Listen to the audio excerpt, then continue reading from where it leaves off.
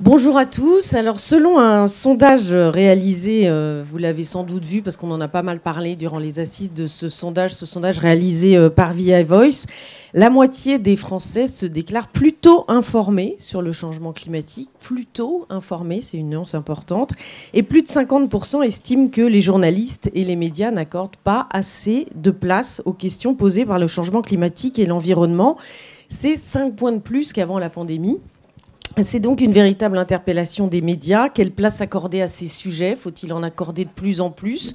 Et si oui, comment intégrer ces enjeux au sein des rédactions? C'est ce dont nous allons parler avec nos intervenants. Donc on va échanger pendant 1 heure et puis après vous aurez la parole si vous voulez poser des questions. Voilà, que vous ne soyez pas juste là à écouter, mais vous pouvez aussi participer à la discussion. C'est l'intérêt de ce genre de formule où on est très proches les uns des autres. Ça fait du bien d'ailleurs de se retrouver comme ça. Alors, les intervenants, je vous les présente tout de suite. Donc, Tristan Veil, qui est chef adjoint au service sciences et médecine du Figaro. Sophie Huette, qui est rédactrice en chef centrale de l'AFP. Et Simon Roger, chef du service Planète et Sciences du Monde. Alors, vous voyez déjà dans l'intitulé, il y a un service Planète et Sciences et un service Sciences et Médecine. Déjà, ça pose question. Alors, je vais vous demander tout d'abord à tous les trois de présenter un peu vos médias, comme on va parler d'organisation. Est-ce que vous pouvez nous expliquer combien il y a de journalistes, quels sont les services? On va commencer avec vous, Tristan. Alors, au Figaro, donc, il y a un service sciences-médecine, comme tu le dis. C'est très historique, ça remonte à il y a très longtemps. Déjà, au tout début du Figaro, la science, c'était parmi les activités première du Figaro, ça n'a jamais changé. La page science, du coup, a été sanctuarisée de tout temps. Et quand l'environnement est arrivé comme une question importante, elle s'est naturellement invitée dans les pages sciences.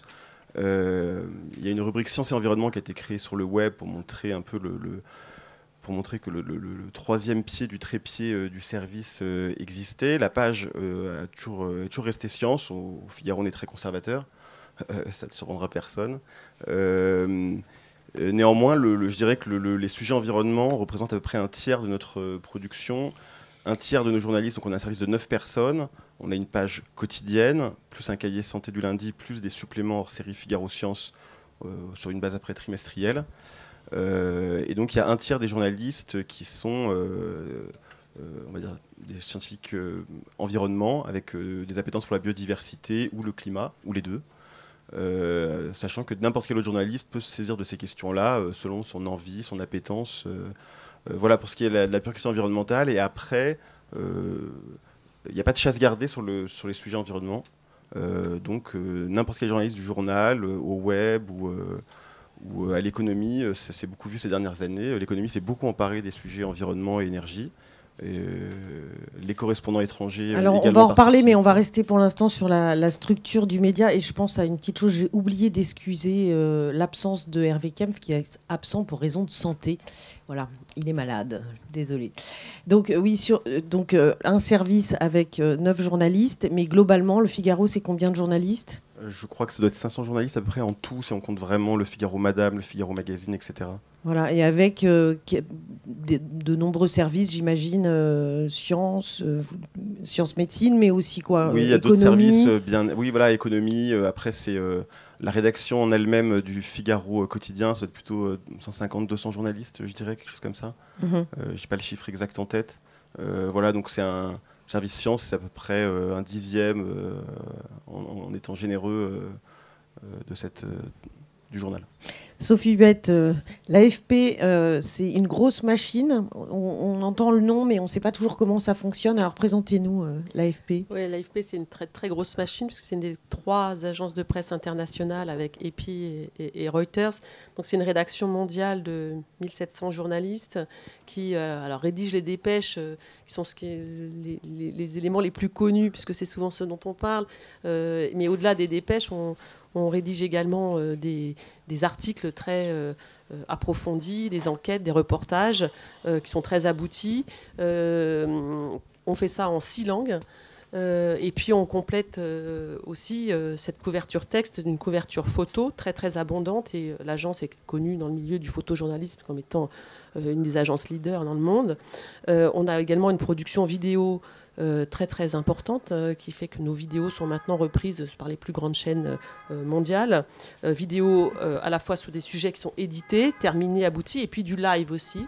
Et puis on a aussi un service infographie. Donc, c'est beaucoup développé ces dernières années. Durant les 3 dernières années, on est devenu le leader mondial du fact-checking, avec une centaine de journalistes qui sont dédiés à cette tâche de lutte contre la désinformation à travers le monde. Et nos clients donc, sont les médias de tout type dans le monde entier, hein, presse écrite, évidemment surtout support numérique, TV, radio, qui sont abonnés à nos services. Hein. Donc voilà, il y a différentes formules d'abonnement. Les clients ont un abonnement et reçoivent ce qu'on produit chaque jour. Voilà. Et pour ce qui concerne, juste très rapidement, donc, la couverture spécifique dédiée au climat, on a jusqu'à présent, et puis on en reparlera évidemment sur les évolutions tout à l'heure, pour l'instant on s'appuie sur un noyau d'une douzaine d'experts qui sont essentiellement basés à Paris, mais aussi à Washington et puis aussi en Asie.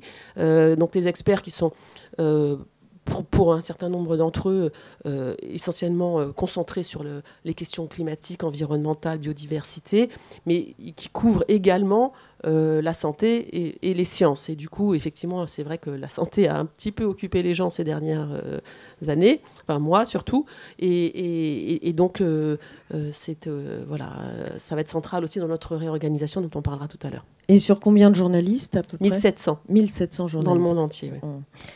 Simon Roger, Le Monde. Alors, on n'est pas encore 1700. À l'échelle du groupe Le Monde, donc Le Monde, mais aussi Courrier International, Télérama, l'Obs et d'autres, La Vie, il y a à peu près, je crois, 1400, 1500 personnes. Enfin, bon, ça, c'est le groupe dans son ensemble, y compris les fonctions support, l'administratif, le juridique, etc. Si on dézoome un peu à l'échelle du journal Le Monde, je crois qu'on est 340 cartes de presse à la rédac, sur les différents métiers de la rédaction. Pour ce qui est du service Planète, on était en 2008, donc l'année en septembre 2008, c'est le moment où démarrent les pages Planète. Il y avait déjà des pages environnement et des sujets sciences dans le journal, mais c'est là où les choses se concrétisent et s'accélèrent surtout. Donc en septembre 2008, il y avait 12 journalistes, Planète et Sciences, parce que c'est sans doute un petit peu la configuration du Figaro aussi, mais l'imbrication entre Planète et Sciences est assez ancienne et assez précieuse d'ailleurs. Et aujourd'hui, et aussi quand il faut traiter la pandémie de Covid-19, par exemple. Donc il y avait 12 journalistes. Aujourd'hui, on est 22. Donc on a presque doublé. 14 côté Planète et 8 côté Sciences, sachant que en termes de répartition, alors il y a aussi l'aspect qui est important et qui est sans doute partagé, c'est-à-dire qu'on fait on attache beaucoup d'attention au print, au papier, mais on est aussi une rédaction qui bosse beaucoup sur le web. Donc les contenus sont vraiment surtout distillés sur le web. Donc il y a aussi la rédaction web qui intervient, mais donc 14 journalistes Planète, sur les différentes thématiques, et un cahier sciences qui lui a démarré en 2011, qui est un cahier de 8 pages qui a parfois été un peu, la voilure a été réduite pour des questions d'actu notamment, mais qui vit sa vie depuis maintenant 10 ans.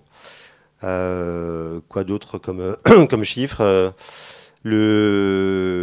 aussi, un des éléments importants, c'est que la partie... donc, il y a la rédac du Monde, il y a, par rapport à ce que dit l'AFP, on s'appuie aussi beaucoup sur le réseau des correspondants. On en reparlera aussi, mais comment on associe, ou comment les correspondants en région et à l'étranger surtout, interviennent sur les questions climat, biodiv, en nous appelant sur des sujets, et plus maintenant qu'il y a quelques années, réagissent là-dessus. On s'appuie aussi sur un bureau à Los Angeles, qui est un bureau généraliste, mais qui nous permet aussi d'avoir d'essayer de faire une veille 24 heures sur 24, et c'est aussi un élément important du dispositif rédactionnel du journal. Alors, ce qui est intéressant, je pense, quand on parle d'organisation des rédactions sur ces sujets-là, c'est de voir un peu les différences. C'est-à-dire que vous avez au Figaro et au Monde, il y a un service. Sophie Huette, vous disiez à l'AFP, on a un service aussi. Est-ce qu'aujourd'hui, ce sont des questions qui doivent être cantonnées à un service, ou est-ce que c'est un sujet qui devient transversal ? Qu'est-ce que vous en pensez, Tristan Weil ? Alors, comme je disais tout à l'heure, nous on n'a pas vocation à se réserver tous les sujets environnement. On est tout à fait ouvert à... Donc, comme le disait aussi Simon Roger, nos correspondants nous proposent beaucoup de sujets. Il s'avère qu'actuellement, on abrite encore beaucoup les sujets environnement dans les pages sciences.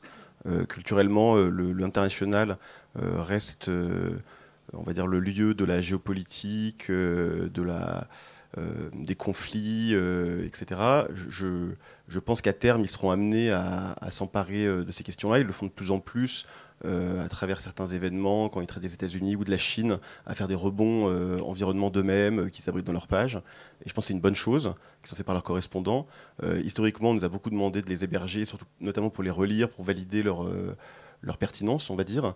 Donc on a un rôle dans le journal, on va dire, non pas d'expertise, quoi, et on est reconnu comme tel, et donc on peut nous demander... Quelqu'un du service international qui écrit un papier sur, je sais pas, une catastrophe naturelle quelque part, enfin non, catastrophe naturelle sera peut-être vous. Non, typiquement catastrophe naturelle, on peut nous dire, voilà, il y a une catastrophe en Allemagne, on a le Corrèze qui nous propose un sujet, est-ce que ça vous intéresse? Donc nous, du coup, on prend le sujet du Corrèze qui fait le reportage, et dessus, on fait un rebond climat pour expliquer en quoi c'est lié au climat, qu'est-ce qu'on peut en dire, avec les nouveaux systèmes d'attribution climatique, etc. Et donc il y a d'autres services qui traitent de ces sujets, exactement. Mais ils passent toujours un peu par votre relecture. Systématiquement, typiquement l'économie, ils sont emparés de ces sujets-là, et après on discute, voilà, avec un des chefs du service macro est un ancien du service sciences, donc le service sciences a aussi essaimé dans le journal. On est très proche du journaliste qui a longtemps traité l'énergie, était très proche de nous et venait régulièrement nous voir, et on discutait beaucoup, ça se passe aussi comme ça.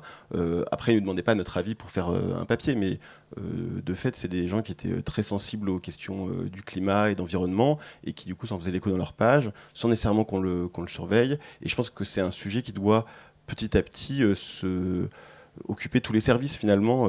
C'est pas le service science a évidemment un rôle un peu particulier et historique dans la question climatique, mais je pense que l'alerte, maintenant qu'elle est bien comprise, notamment chez les jeunes, tous les jeunes journalistes qui rentrent au Figaro, quel que soit leur bord politique, quelles que soient leurs convictions, etc., tous sont sensibles aux questions environnementales de diverses manières. Et du coup, c'est des questions qui vont être abordées dans chacun de leurs papiers. Je pense que c'est une très bonne chose que ce ne soit pas nécessairement ghettoisé dans le service sciences-médecine. Alors Sophie Huette, justement, à l'AFP, vous avez décidé, il y a 2 ans, d'entamer tout un travail pour justement remettre, on va dire, lancer l'AFP dans le 21e siècle. En fait, c'est vrai qu'auparavant, les questions de climat, d'environnement étaient considérées comme étant un peu une affaire d'experts, donc justement relevant de ce service. Et puis, c'était rarement un sujet considéré comme central.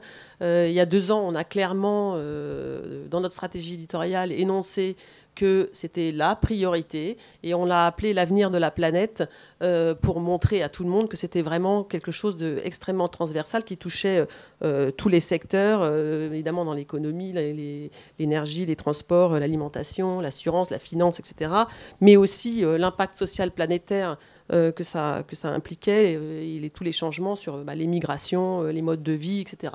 Donc en fait, c'est un sujet maintenant dont on doit s'emparer, et dont s'empare effectivement, parce qu'on a vu un vrai changement depuis 2 ans, toute la rédaction mondiale, et c'est accompagné effectivement aussi d'une réorganisation. On a affirmé cette priorité, et puis derrière on va décliner une réorganisation de la rédaction, mais je sais pas, peut-être on en parlera. Oui, mais parlons-en maintenant. C'est-à-dire que ça se passe pas uniquement, enfin c'est pas un jugement, hein, mais je veux dire, vous allez au-delà de la machine à café, quoi. Alors, en fait, ce qu'on a décidé, ça s'accompagne en fait d'un mouvement de réorganisation déjà de nos services à Paris au siège. On a décidé de diviser en fait les gros services de production en un plus grand nombre de pôles thématiques qui sont plus adaptés à la couverture de la société telle qu'elle évolue, et en particulier adaptés à des couvertures qui sont beaucoup plus transversales, justement, qui embrassent un petit peu tous les secteurs. Donc l'avenir de la planète, évidemment, en priorité, mais aussi, par exemple, tout ce qu'on a appelé monde numérique, pour regrouper aussi des sujets comme ça qui sont très transversaux et qui nécessitaient qu'on revoie notre organisation. Donc, pour en revenir, justement, je parlais tout à l'heure de ces 12 journalistes experts. En fait, ils étaient très centrés sur l'expertise, sur les questions de climat, d'environnement, etc. Ils couvraient les COP, enfin voilà. Et en fait, on va créer maintenant un pôle de 19 personnes. Donc, ces experts de la question climatique sont rejoints par les journalistes qui couvrent les questions économiques les plus centrales sur les problématiques de changement climatique. Donc, par exemple, le transport, l'énergie, l'industrie, les BTP, l'agriculture, et toute la vie sociale aussi attachée à ces secteurs, puisqu'on a vu que l'impact social de tous ces sujets est aussi très, très, très important. Et donc, on va également rattacher à ce pôle un journaliste chargé du fact-checking, donc la vérification, puisque les fake news sont légion sur les sujets de climat, et qui va travailler spécifiquement sur le fact-checking. Il ne sera pas seul, puisqu'on a cette grande équipe de fact-checkers dans le monde, mais il va coordonner tout ce travail, il va aussi apporter son expertise, puisque les experts sont effectivement des référents pour toute la rédaction mondiale qui est amenée évidemment à traiter de ces sujets de climat, à faire des reportages, etc. On en reparlera. Et ils ont besoin aussi, comme c'était expliqué tout à l'heure, de s'appuyer aussi sur l'expertise de nos consultants internes d'une certaine manière. Et donc ça va s'appeler l'avenir de la planète. Ça va s'appeler l'avenir de la planète, c'est ça. Non, j'avais juste une question avant de vous expliquer comment ça se passe au monde. Il y a 2 ans, ça correspond à quoi le virage? C'est avant la pandémie? Non, là, c'est la pandémie qui a déclenché correspond à un changement à la direction éditoriale de l'agence. Okay. Non, parce que nous, on a dû changer notre organisation, et d'ailleurs vous aussi, peut-être aussi, mais avec l'arrivée de la pandémie, et du coup le travail en silo, qui est encore un peu le cas au monde, a été largement atténué. Donc cette question de transversalité, elle a beaucoup avancé, je vais le dire le mot, grâce à la couverture de la pandémie. Parce qu'en fait, Planète s'est retrouvée, du coup, la tour de contrôle de ces questions-là, puisque Planète est un service Planète et Sciences, et du coup l'expertise scientifique, toute la partie épidémiologique, etc., on l'avait dans nos journalistes. Et juste pour poursuivre, c'est la même chose chez nous, c'est-à-dire qu'il y a 2 ans, on a déclaré cette priorité éditoriale, il a davantage de transversalité, casser les silos, etc. Et puis effectivement, la pandémie est tombée dessus, et on a fait aussi des très très gros progrès. Ça a été un accélérateur. En tout cas, un accélérateur sur... on s'est rendu compte qu'on pouvait travailler autrement. Et ça a un impact maintenant sur la manière dont on envisage les choses pour l'avenir. Mais sinon, pour poursuivre sur la question de pourquoi un service ou l'importance d'un service, on ne va pas se mentir, comme disent les jeunes, ça n'a pas été très évident. Enfin, la vie au monde n'est pas non plus à long fleuve tranquille. Il a fallu imposer ce service. Quand ça a démarré en 2008, moi, j'étais pas du tout dans ce service-là, mais par exemple... Non seulement c'était l'apparition de Page Planète dans le journal, mais en plus je crois que le traumatisme pour certains était encore plus grand, parce qu'en fait la décision avait été prise à l'époque par Éric Fotorino de démarrer le chemin de fer du journal par Planète. Donc autant vous dire que c'était très très compliqué. Enfin, d'ailleurs, du coup il y a eu un revirement quelques années plus tard, ou quelques mois plus tard. Le Monde, c'est quand même un journal dont les piliers structurants restent quand même international, politique, économie, culture. Donc il a fallu que le service Planète fasse sa place. Il y a eu même des moments où on a voulu balayer... oui, il a failli être supprimé plusieurs fois. Le service Planète, etc. Donc voilà, tout ça a été compliqué. Maintenant, c'est facile pour moi, parce qu'au moment où moi je suis arrivé, les choses étaient un peu déjà posées. Et en fait, une sorte de prise de conscience, peut-être un peu lente, mais une maturation de la rédac, maturation aussi peut-être de l'opinion publique, a fait que les questions qu'on se posait en 2010, en 2012 sur l'intérêt de faire des papiers sur le dérèglement climatique, l'érosion de la biodiversité, ne se posent plus du tout aujourd'hui, quoi. Donc maintenant, il y a... Donc ce service est important aussi pour être un peu vigie sur les sujets, même si effectivement les gens du service éco ou du service inter s'emparent des sujets climat sans nous poser la question. Ça nous arrive aussi de nous engueuler avec eux en disant mais écoutez, ce sujet-là, on avait prévu de le faire, il faut peut-être qu'on se parle, etc. D'où l'importance d'une rédac aussi de se parler. Mais les choses sont effectivement très différentes aujourd'hui qu'elles ne l'étaient au moment où le service s'est vraiment structuré. Alors vous dites ça évolue au sein du service éco, par exemple. C'est vrai que c'est quand même un service clé pour parler de ces sujets-là, alors que pendant longtemps, on va dire que le service économie avait tendance un peu à dire ceux qui s'occupent des pâquerettes là-bas, et nous, on parle des choses sérieuses. Mais ça veut dire quoi? Ça veut dire qu'il y a des jeunes qui sont arrivés, ça veut dire que les journalistes se sont formés. Qu'est-ce qui fait qu'il y a ce changement au-delà de l'actualité qui prend de l'ampleur, en effet, sur ces sujets-là? Mais c'est compliqué, les sujets environnement, donc... Qu'est-ce qui fait que ça change et que les gens s'y mettent? Alors, il y a pas mal de manières de répondre à cette question. Je pense qu'il y a 2 facettes dans le journalisme. Il y a le journalisme qui est locomotive de la société. C'est ce qu'ont été, je pense, les pages Planète du Monde à leur démarrage. Clairement, c'était en avance sur son temps. Et le journalisme est aussi un miroir de la société. Et les 2 choses cohabitent. Et je pense qu'en l'occurrence, pour ce qui est de l'économie, on l'a vu arriver... à peu près, je dirais 1 ou 2 ans avant la COP de Paris, on a commencé à voir les entreprises s'emparer du sujet de manière très importante, avec des personnes très haut placées dans des très grandes entreprises qui ont fait de l'environnement et des émissions un de leurs cheval de bataille. Dans les rédactions comme Le Figaro, les journalistes économiques, ça les a forcément interpellés. Et petit à petit, le monde économique a beaucoup évolué et s'est emparé de ces questions-là. Et donc les journalistes économiques, forcément, se sont mis à voir que ça avait de l'importance. Ça s'est reflété. Et après, les jeunes journalistes qui arrivent à la rédaction et qui sont sensibilisés à ça et tout, c'est une deuxième chose. Je pense aussi qu'il y a les journalistes qui sont peut-être plus âgés, mais qui ont des enfants, qui ont 18, 20 ans, et qui leur disent « mais voilà, vous avez fait n'importe quoi avec la planète, etc. » Et je pense que ça a une influence sur certains chefs qui sont plus haut placés, plus âgés, qui ont des enfants plus âgés. Et je pense qu'il y a les deux phénomènes qui sont un peu percutés, qui ont fait que c'est devenu un sujet incontournable. Ça ne veut pas dire que nos directeurs, typiquement, soient forcément très concernés par la question climatique à titre personnel, mais je pense que c'est devenu pour eux clair que c'était un sujet qui avait toute sa place dans toutes les rubriques du journal.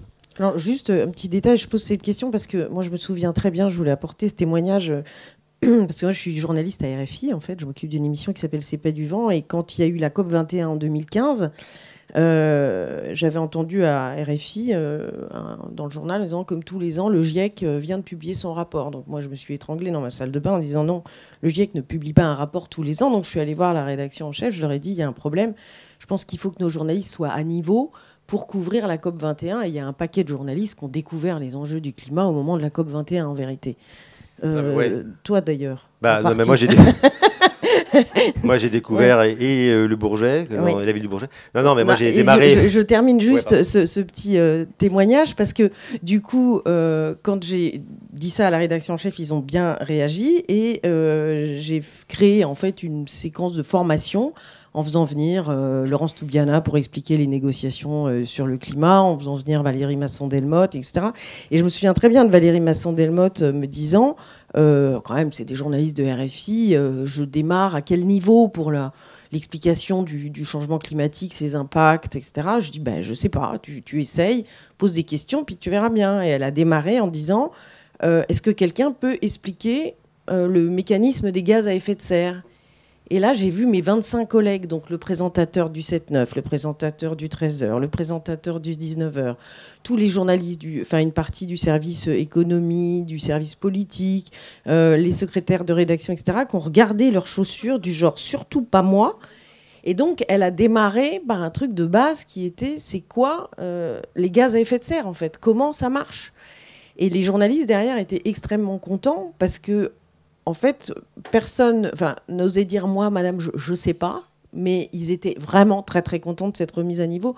Donc c'était pour ça que je posais cette question-là. Certes, les entreprises, par exemple, vont se mettre à faire des déclarations sur un financement plus vert ou des choses comme ça, mais la compréhension réelle de ces enjeux, elle passe quand même par, à un moment, faut comprendre de quoi on parle, quoi. Simon ? Non, je voulais juste dire que je pense que oui, effectivement, moi j'ai démarré à Planète précisément en 2015 avec la préparation de la COP21. Je pense, en tout cas moi j'ai vécu ça de l'intérieur en 2015. Ça a été une année, alors je ne sais pas si c'est l'année où tout d'un coup les choses sont devenues claires pour tout le monde, mais où plus que jamais on a eu des pages dans le journal pour expliciter ce que c'était que le dérèglement climatique et quels étaient ses différents impacts.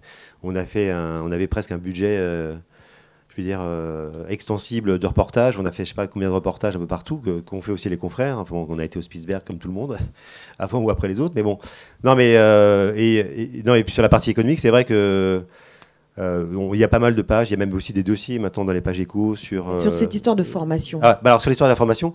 Donc moi, juste pour rebondir sur ce que tu dis, je sais qu'il y a quelques années, et je crois qu'on n'a pas été au bout de la logique. On voulait aussi faire venir des interlocuteurs du type Valérie Masson-Delmotte ou d'autres.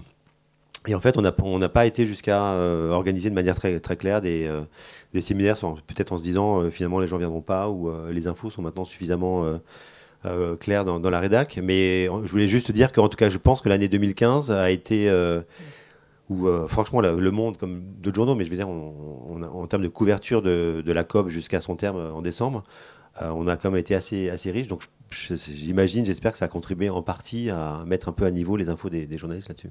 Oui, je pense que ça a été un vrai ça a créé une vraie impulsion au sein des rédactions.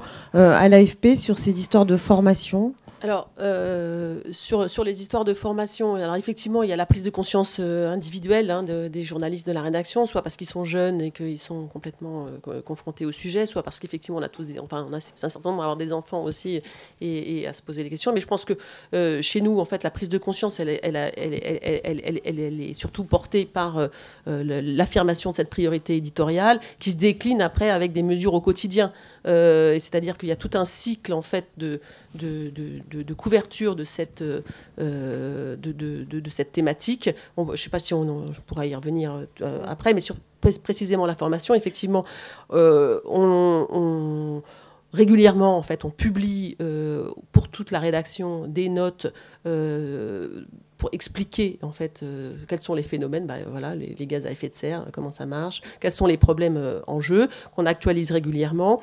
On a également, par exemple, publié aussi à destination de toute la rédaction une note pour permettre aux journalistes qui sont confrontés à des couvertures, par exemple comme les catastrophes naturelles liées, enfin les phénomènes climatiques extrêmes, comment on fait le lien en fait entre des inondations, des incendies, une sécheresse extrême, etc., avec le réchauffement climatique. Et on fait ça dans l'urgence, évidemment, parce que quand on couvre quelque chose, que tout d'un coup on doit faire une alerte, un urgent, et puis très très vite faire un papier, comment on fait intelligemment, on rajoute le paragraphe qui est juste, clairement contextualisé, pour expliquer que en fait, c'est lié au réchauffement climatique. Et donc on fournit en fait cette boîte à outils à la rédaction pour pouvoir réagir rapidement, aussi dans notre couverture au quotidien, au-delà des autres projets plus approfondis qu'on arrive à mener. Et effectivement, j'avais dans l'idée, avant le Covid, d'organiser des séminaires en s'appuyant soit sur des experts extérieurs, mais aussi nos experts internes qui connaissent quand même très très bien le sujet, pour pouvoir faire répondre aux questions que la rédaction se pose. Ouais, j'ai oublié de le dire, il y a aussi ce travail-là qui est en cours, mais c'est vrai qu'on est venu nous voir, notamment les services de formation du journal, pour demander si en interne à Planète et Sciences, il n'y avait pas des journalistes qui étaient OK pour contribuer à des séminaires, sachant que la question qui se pose, c'est est-ce que nos confrères des autres services vont venir ou est-ce que ça les saoule de non seulement nous voir en réunion de midi, imposer nos sujets, mais aussi discuter avec eux, de mettre à jour leurs infos sur la biodiversité, la pollution, le climat ou autre chose, quoi. Ouais, peut-être que ça se tente. Oui. Alors la question, là, on parle de quelle organisation des rédactions pour traiter du climat. Donc ça pose la question de c'est quoi finalement traiter du climat. Vous le disiez, Sophie Huette, il y a des cycles, il y a les COP, là il va y avoir la COP 26, il va y avoir la COP biodiversité en Chine, enfin bon, il y a des grandes rencontres internationales, il y a l'actualité avec les catastrophes, il y a l'importance de l'expertise, la nécessité de montrer les impacts, l'adaptation, enfin c'est un champ extrêmement large. Tristan V, comment vous définissez, enfin c'est quoi votre ligne éditoriale pour couvrir ces sujets au Figaro ? Alors, je dirais qu'il n'y a pas de ligne éditoriale extrêmement définie. On s'appuie, comme sur toutes les autres sujets, sur la curiosité des journalistes et certains rendez-vous incontournables. Les rapports du GIEC et des COP en sont une. Les grandes publications qui vont faire des bilans de l'état du monde dans Science ou Nature en sont une autre. Pour le reste, c'est vraiment plus la curiosité des journalistes qui va nous driver, s'ils veulent s'intéresser à la diversité des pollinisateurs, s'ils veulent s'intéresser au réchauffement climatique et aux aspects plus techniques des modèles mathématiques. On laisse chacun, on va dire, faire avec sa propre curiosité, parce que je pense que c'est une bonne manière d'intéresser les lecteurs. Je pense que le gros défi pour le climat, c'est que c'est des questions qui sont complexes, pas toujours très fun, mais pour autant très importantes. Et donc, comment est-ce qu'on arrive à intéresser les gens à ça ? J'ai pas la martingale, clairement. Et je sais par expérience que quand un journaliste se pose une question et qu'il a la curiosité d'aller vers quelque chose, c'est là où il y a le plus de chances qu'il arrive à intéresser son lecteur. Donc nous, en science, c'est quand même beaucoup comme ça que le service est dirigé. C'est vraiment par la curiosité individuelle des gens. On laisse beaucoup de chance à ça. C'est probablement faute de mieux. Mais voilà. Sophie Huette. Alors nous, ce qu'on a observé, parce qu'on a aussi quand même une visibilité sur comment tous nos clients dans le monde utilisent nos contenus, et ce qu'on a observé, c'est que d'abord, c'est une problématique qui est drivée par l'image. L'image a un impact hyper fort. Et à chaque fois qu'on fait des beaux reportages avec des images fortes, ça cartonne. Tous les images sont reprises dans les médias du monde entier. Des images de quoi, par exemple ? Alors, des images des catastrophes naturelles, inondations, incendies, sécheresses, etc. Tout ça, à chaque fois, même s'il y a une grosse actu par ailleurs, c'est toujours les images qu'on retrouve en tête de ce que nos clients utilisent. Et puis, aussi des images qui sont les images de reportages originaux que l'AFP a décidé de faire et qui vont, par exemple, être sur la fonte des glaces, sur un ours polaire isolé, sur la pollution ou sur cette énorme décharge à Delhi. Et c'est des sujets qui sont des sujets d'initiative de l'AFP et qu'on va retrouver aussi extrêmement utilisés parce que l'impact visuel est extrêmement fort. Donc ça, c'est déjà un premier point. C'est documenté. Après, ce qu'on a aussi observé quand même, c'est que tout ce qui est rapport, chiffres, etc., c'est essentiel de le faire. Il n'est pas question qu'on ne le fasse pas, parce que c'est ça aussi, quand même, la colonne vertébrale qui raconte vers quoi on se dirige, mais qu'il faut qu'on accompagne absolument cette couverture de reportages, de témoignages, d'entretiens sur l'impact de ce réchauffement climatique. Et donc, par exemple, quand on a eu un scoop là, sur un projet de rapport du GIEC au mois de juin, on avait eu ce rapport à l'avance. Et donc, pendant que les experts épluchaient les 4000 pages du projet de rapport, on a envoyé des reporters dans les villes côtières qui étaient menacées de submersion pour expliquer comment ça se passe à Bombay, à Miami, à Dakar, à Venise. Voilà, comment ça se passait concrètement, comment ça se traduit effectivement pour les gens qui habitent dans ces villes.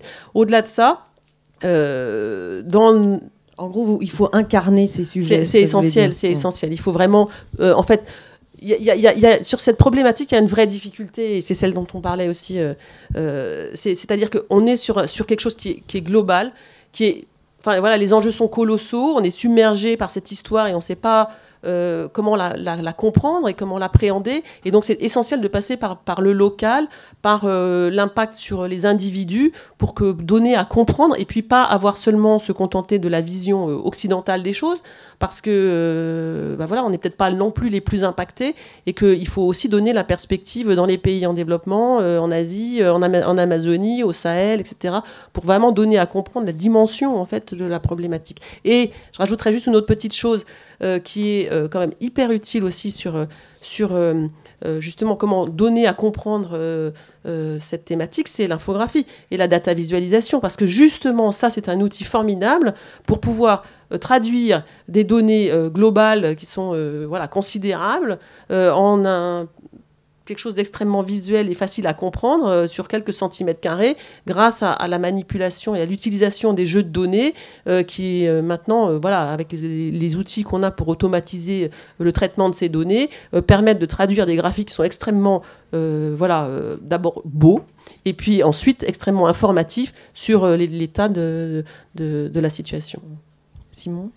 Non, mais on parlait du rapport du GIEC. Le GIEC, d'une certaine manière, embrasse bien ce que c'est que le climat, parce que ça va du modèle climatique actuel, avec donc, les émissions de gaz à effet de serre et leur impact sur la montée des eaux, sur la hausse du thermomètre, etc. Mais il y a aussi d'autres versants du rapport du GIEC qui sont plus sur des questions économiques, sociétales. Donc, pour nous, climat, c'est un mot... Alors, c'est à la fois un mot valise, et en même temps, c'est marrant, je vais vous dire, c'est un truc un peu bizarre, mais quand on arrive en réunion de midi, donc la conf de midi, c'est le moment où on se retrouve pour justement discuter des sujets, soit de la journée, donc ça sera plutôt traitement web, soit du lendemain, version print. Dès qu'on prononce le mot climat, c'est comme si les gens comprenaient tout de suite de quoi on allait parler, et on s'assurait presque d'avoir une page ou un espace du lendemain. C'est le mot magique. Ouais, c'est le mot magique. Non, mais c'est le mot, c'est-à-dire que c'est... Je pense que la rédac, et j'espère comme le reste de la société, a compris que le climat, c'est une illustration globale, mais à la fois aussi très concrète de la crise du vivant et de l'état de dysfonctionnement de la planète sur lequel on se trouve. Et en fait, mais donc ça permet effectivement d'embrasser des sujets très très divers, de raconter les migrations en Afrique, des déplacés climatiques à l'autre bout du monde, ou des sujets très concrets de retrait du trait de côte sur le littoral en France, par exemple. Alors, traiter du changement climatique, c'est aussi interroger nos pratiques quotidiennes, nos systèmes économiques, la notion de croissance, le capitalisme, les inégalités, les migrations, les impacts de la financiarisation dans nos économies. Est-ce que vous vous sentez libre dans vos médias pour traiter ces sujets de fond? Je pense notamment au Monde et au Figaro, où vous avez des financements privés. Est-ce que vous vous sentez libre de pouvoir, par exemple, au Figaro, remettre en cause le PIB et le culte de la croissance? Alors, je ne suis pas certain que ce soit au Figaro qu'on ait la vocation à remettre en cause ces notions-là, pour des raisons de ligne éditoriale et politique. En revanche, on a toujours eu une liberté totale d'action. Jamais, à ma connaissance, on nous a refusé un papier au motif que ça ne ferait pas les affaires de ci ou ça. On n'a jamais refusé un papier sur les SUV qui polluent beaucoup, par exemple, au motif que Renault est notre annonceur. On n'a jamais eu le moindre problème, parce qu'on parlait du problème de l'aviation et de son impact sur le réchauffement, alors qu'on est le groupe d'assaut. Ça n'a jamais... évidemment qu'après, on est le Figaro, on est un journal conservateur. Il ne me viendrait pas à l'esprit, je pense, de tenir une ligne sur le climat qui soit totalement décroissante, mais ce n'est pas la vocation du Figaro. Il y a quand même une ligne éditoriale qui préexiste, conservatrice, de droite, et du coup, il y a forcément... Vous diriez quoi? C'est une sorte d'adaptation aux médias dans lequel vous êtes? Oui, je pense que c'est un peu... Parce que si on travaille vraiment sur ces sujets, on sait très bien que quand même, il y a des choses clairement qu'il faut remettre en cause. Oui, non, mais je pense que personne ne remet en cause le problème des pollutions, le problème de l'épuisement des ressources, le problème de... Là, on est sur l'impact, mais sur les causes. Oui, mais les causes de ça, c'est l'humanité, nos modes de vie, etc. Mais on peut les remettre en cause de bien des manières. On peut créer de l'emploi en traitant, en s'occupant de problèmes environnementaux. Il y a des réponses. Il y a une écologie de droite, quoi. Je veux dire, c'est pas, qui repose pas forcément sur le principe de la décroissance. On peut créer de la richesse en luttant contre le réchauffement. Je pense que c'est pas forcément antinomique, mais voilà. En tout cas, sur le plan de la liberté éditoriale, on n'a jamais été vraiment contraint par quoi que ce soit. Il y a des sujets sur lesquels on n'est pas forcément d'accord avec notre direction. Typiquement, l'éolien peut heurter au Figaro pour des problèmes de patrimoine, de paysage, etc. Sur ces questions-là, ils vont faire leur sujet en faisant leur reportage, etc. Et c'est clair qu'ils feront moins appel à nous, parce qu'ils savent que nous, on est plutôt favorable aux renouvelables globalement, dans un cadre de mix énergétique, etc. Mais il n'y a pas de conflit très clair. Après, on peut avoir des discussions de café sur comment est-ce qu'on fait pour limiter le réchauffement, etc. Mais en tout cas, sur le plan du traitement journalistique, nous, c'est pas ça n'a jamais été une source de... Ouais, je me suis jamais senti bâillonné.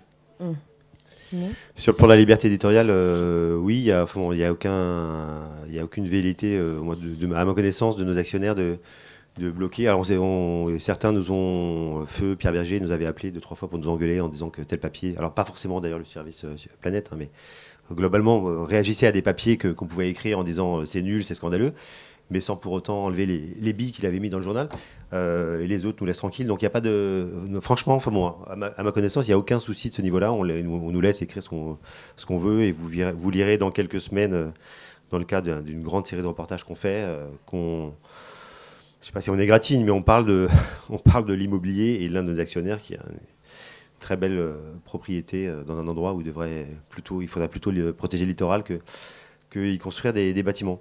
Donc il n'y a pas de souci à ce niveau-là. Après, il y a des questions qui se posent dans la rédac. Moi, je pense, je trouve qu'il y a des hiatus. C'est-à-dire que moi, je trouve ça problématique, et je l'ai déjà dit, et on l'a déjà dit d'ailleurs, et je pense que ça fait partie des discussions en cours avec la direction. C'est problématique quasiment dans les mêmes pages, alerter sur le nouveau rapport du GIEC, le premier volet du rapport du GIEC là, au mois d'août, et le lendemain, se féliciter de la reprise de la croissance, des chiffres du PIB qui remontent, etc. Mais en fait, c'est surtout une discussion ouverte, on ne sera pas d'accord. De toute façon, je pense qu'on n'est pas d'accord. Et j'ai envie de dire, même sur des questions, comme par exemple la question de l'éolien, je ne suis pas sûr qu'on soit d'accord entre nous, à Planète, sur faut-il en déployer plus offshore ou en terrestre, etc. Mais je pense que c'est des questions qu'il faut vraiment aborder, qu'il ne faut pas éviter. Je ne suis pas sûr qu'on ait la réponse. Peut-être qu'on va se faire envoyer bouler par la direction là-dessus, mais il y a un moment où il y a quand même peut-être un effort de cohérence sur lequel il faut au moins essayer de tendre. Et moi, voilà, c'est dans les mêmes réunions. J'étais au mois d'août au journal pendant les réunions de midi, les fameuses réunions où on parle des sujets du lendemain. J'avais le collègue du service éco qui tous les jours nous disait bon, on attend le record de l'indice boursier, je ne sais plus lequel, si c'est New York ou Paris, etc., qui va tomber bientôt. Ça devenait c'est génial. Un running gag, parce qu'on enfin bon, déjà, moi, je m'en foutais un peu, et puis en plus, le record n'arrivait jamais. Mais si on a compris, ou plutôt si on est d'accord que la solution à ce gros problème climatique, c'est de revoir nos modes de production et de consommation, il faut au moins s'interroger et remettre en cause quelques principes. En fait, dans les rédactions, il y a les mêmes débats que dans la société. Oui, il faut voir jusqu'où on les porte, quoi, et jusqu'où on les assume. Et c'est pour ça que je vous parlais de la direction, parce que la direction de la rédac est là aussi pour, si ce n'est tranché, en tout cas participer à puisque c'est elle qui va quand même fixer la ligne éditoriale. Quand en Côte d'Ivoire, on découvre un énorme gisement pétrolier, on va entendre dans les journaux toutes les heures formidables, on va entendre le gouvernement ivoirien qui est ravi, etc. Bien, à un moment, ça serait peut-être bien de s'interroger sur est-ce que finalement c'est une bonne nouvelle d'un point de vue global de découvrir un nouveau gisement pétrolier, faut-il l'exploiter, etc. Enfin, c'est des questions. C'est pour ça que je posais la question de jusqu'où on va et la question de la cohérence. Sophie Huette, vous êtes... nous, les maîtres mots chez nous, c'est la neutralité, c'est l'équilibre. Donc voilà, on n'a pas de ligne éditoriale et de prise de position sur les sujets. Simplement, dès lors qu'un débat émerge dans la société et prend suffisamment d'importance, voilà, on en fait état. Donc effectivement, neutralité, équilibre, on y tend. Hein, je ne veux pas prétendre qu'on y arrive à tous les coups. Et effectivement, c'est aussi sur le temps, c'est-à-dire que quand on va traiter d'un sujet qui va être purement économique, par exemple, peut-être le lendemain, on va refaire un éclairage en disant, mais en fait, par rapport à la problématique du réchauffement climatique, est-ce que c'est bien raisonnable, vers où ça nous emmène, etc.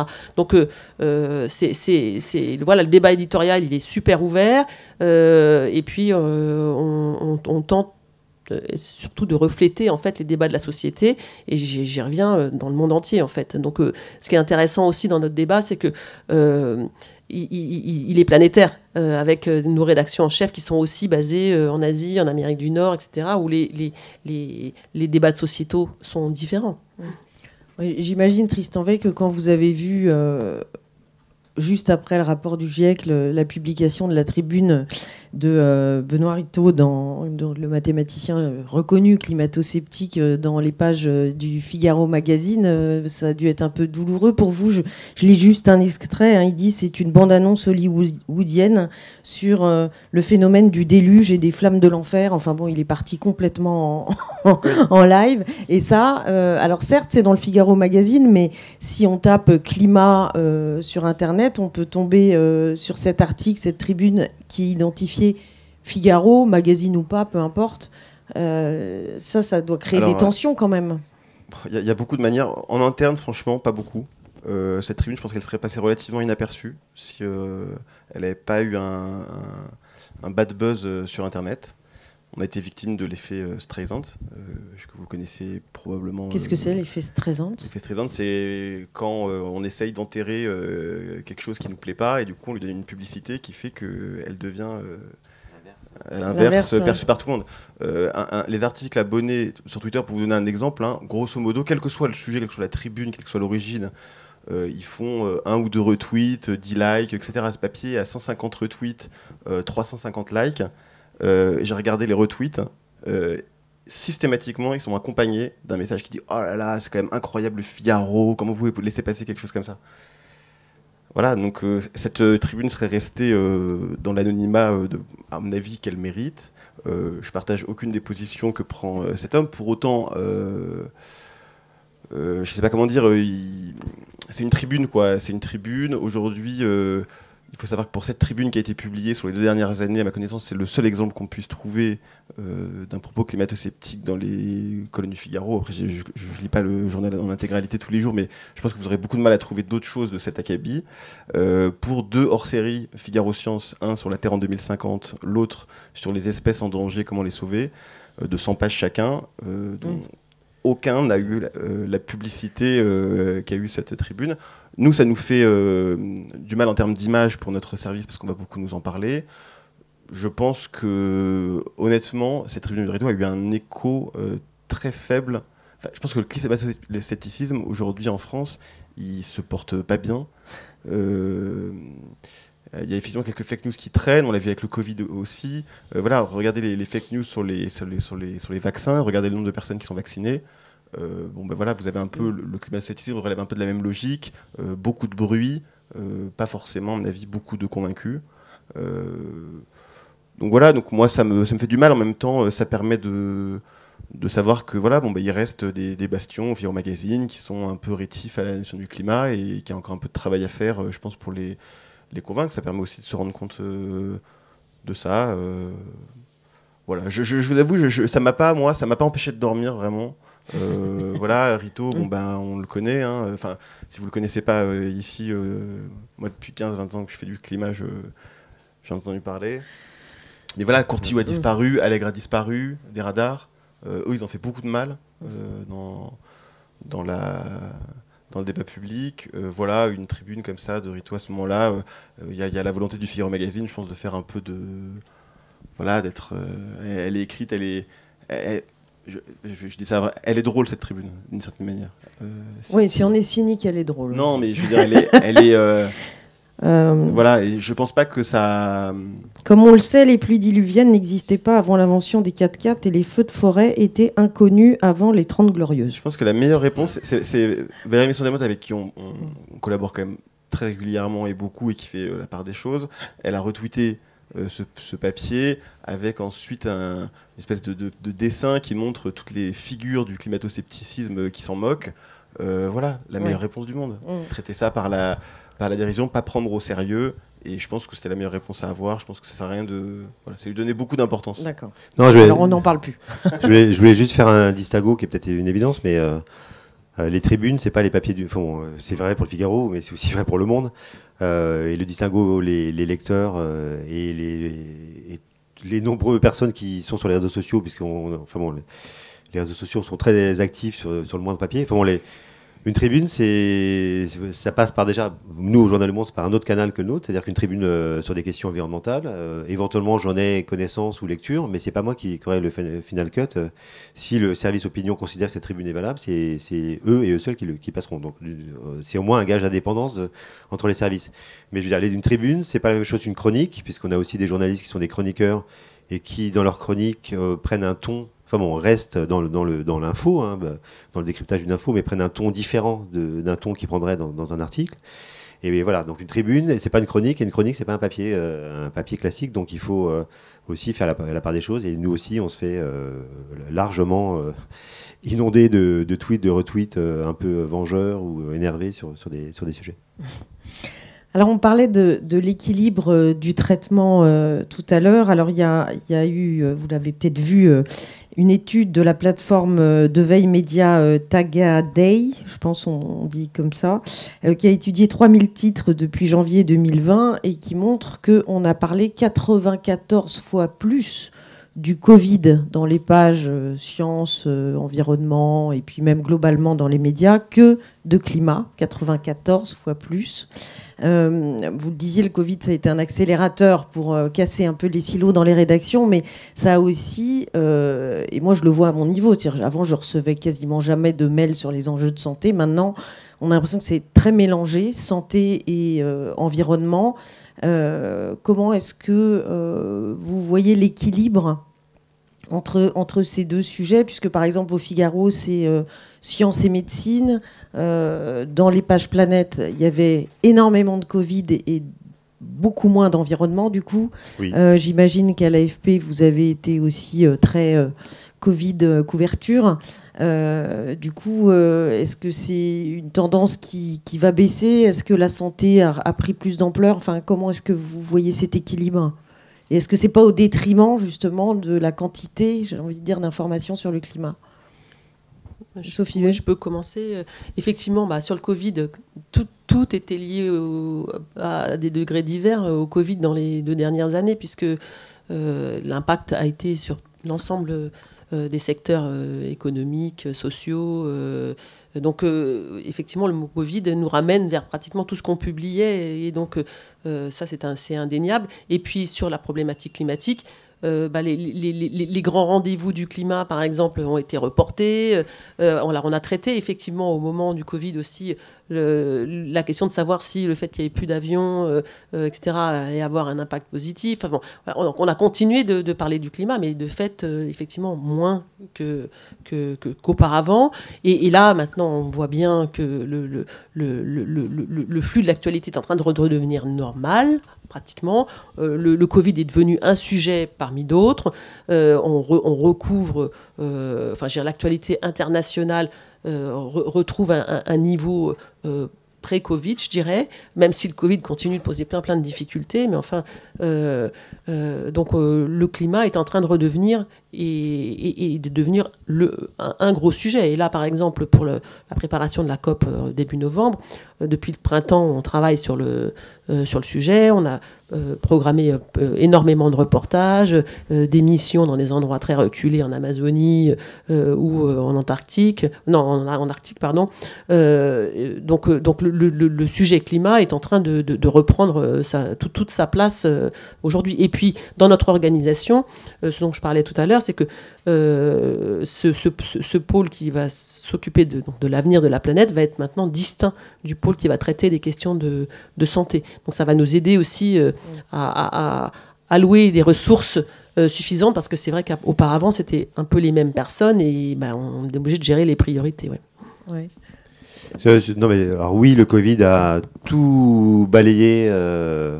Et je crois qu'on assume au journal d'avoir fait une couverture très très forte du Covid. De toute façon, le Covid a déjà balayé, c'est-à-dire elle a mis de côté pendant des mois des pans entiers de l'actu, l'actu culturelle, l'actu sportive par exemple, y compris les journalistes qui travaillaient sur ces sujets-là, n'avaient plus de champ à couvrir pendant des mois.